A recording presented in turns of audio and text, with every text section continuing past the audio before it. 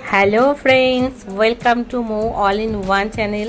তো আমি আজকে বিভিন্ন রকম পাবলিক প্ল্যাটফর্মে বিভিন্ন রকম হেয়ার কাটিংয়ের স্টাইল দেখাচ্ছে।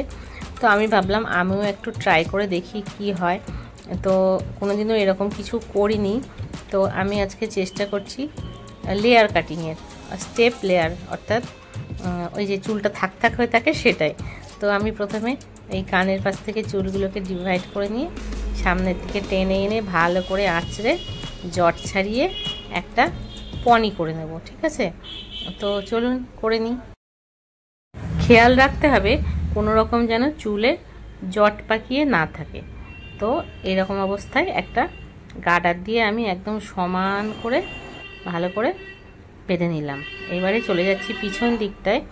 তো পিছন দিকটাও ঠিক সেরকমভাবে ভালো করে আঁচড়ে জট ছাড়িয়ে একটা সমান করে একটা পনি করে নিচ্ছি। যদিও আমার সামনের দিকে চুলটা একটু বেশিই পাতলা, তো কি আর করা যাবে, এটাই ট্রাই করি চলুন। আর পিছনে আর একটা পনি করে নিলাম যেখান থেকে আমি চুলটা কেটে ফেলবো, সামনেও তাই।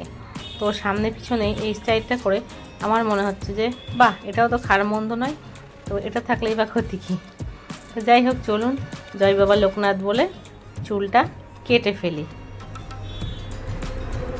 এই যে আমার অল্প একটু চুল কেটে ফেলেছি, আর এবারে পিছন দিকের চুলটাও সামনে নিয়ে এসে কেটে ফেললাম। তো দেখুন বেশ চিনচিনচু টাইপের লাগছে না সামনে পিছনে এইভাবে পনি করে।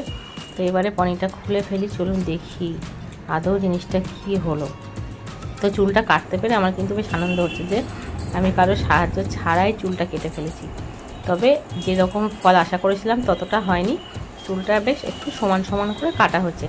আমি যেটুকু বুঝলাম যে আমাকে চুলটা আরও বেশি পরিমাণে সামনে নিতে হতো, মানে আরও কানের আরও পিছন দিক থেকে চুল ভাগ করে নিয়ে আমাকে বাঁধতে হতো। আর অবশ্যই ওই সামনের চুল পিছনে যে পরিমাণ আমি চুল কাটবো তার থেকে বেশ খানিকটা চুল বেশি পরিমাণে কাটতে হবে, তবে গিয়েই লেয়ারটা ভালো বোঝা যাবে, স্টেপটা ভালো বোঝা যাবে।